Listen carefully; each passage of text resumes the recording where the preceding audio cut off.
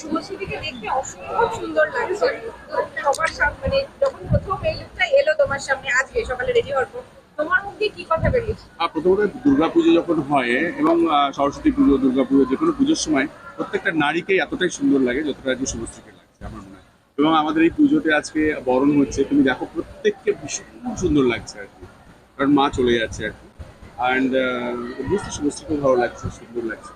শুভশ্রী দেখছিলাম দেবী বরণের সময় তুমি মানে তোমার কোনো কথা ছিল তুমি ইমোশনাল হয়ে গেছিলে, মানে সেটা সেটা যদি নিজেই বলো অনুভূতিটা কি থাকে যখন বরণ করছিলে?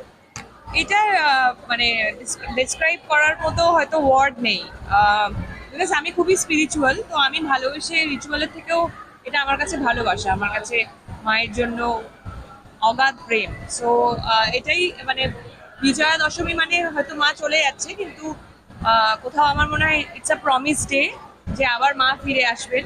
এবং মা আসা মানেই আমাদের পুরো সমাজে, আমাদের মধ্যে, সকলের মনের মধ্যে পজিটিভিটি ছড়িয়ে যায়। এবং আরো একটা বছর অপেক্ষা, যে মা আবার আসবে, আবার পজিটিভিটি নিয়ে আসবে। এই বছরের পুজোটা মনে হয় আরেকটু বেশি স্পেশাল, কারণ নিউ ওয়ান ইউনিকে একসঙ্গে নিয়ে ঠাকুর দেখতে যাবো। অবশ্যই ওরা বড় হচ্ছে আস্তে আস্তে, এবং আমাদের যে কালচার, আমাদের দুর্গোৎসব, বাঙালির যে কত বড় উৎসব, সেটা বুঝছে আস্তে আস্তে। মা দুর্গা আসে এবং মা দুর্গা আজকে চলে যাবে, কাদের কাদের সাথে আসেন, এই যে যেই ভ্যালিউস গুলো নিয়ে আমরা বড় হয়েছি, সেই ভ্যালিউস গুলো ওরাও ডেফিনেটলি বুঝতে পারছে। আচ্ছা, বায়না কি ছিল আজকে নিউ ওয়ানে প্যান্ডেল হপিং করতে গিয়ে? কি বায়না? প্যান্ডেল হপিং ছিল, করতে নিয়ে যাওয়া হয়েছিল, কিন্তু একটা সমস্যা হচ্ছিল যে আমরা দুটো প্যান্ডেলে গেছিলাম, অসাধারণ সেই প্যান্ডেল দুটো আর কি। একটা হচ্ছে অগ্রণী, আর কেন্দুয়া কেন্দুয়া, ব্রিলিয়েন্ট, আরো অনেকগুলো প্ল্যান ছিল আর কি। কিন্তু আমরা যাওয়াতে কি ছিল, সাধারণ মানুষ যারা লাইন দিয়ে ঘন্টার পর ঘন্টা দাঁড়িয়েছিল তাদের অনেক তাদের অসুবিধা হচ্ছিল।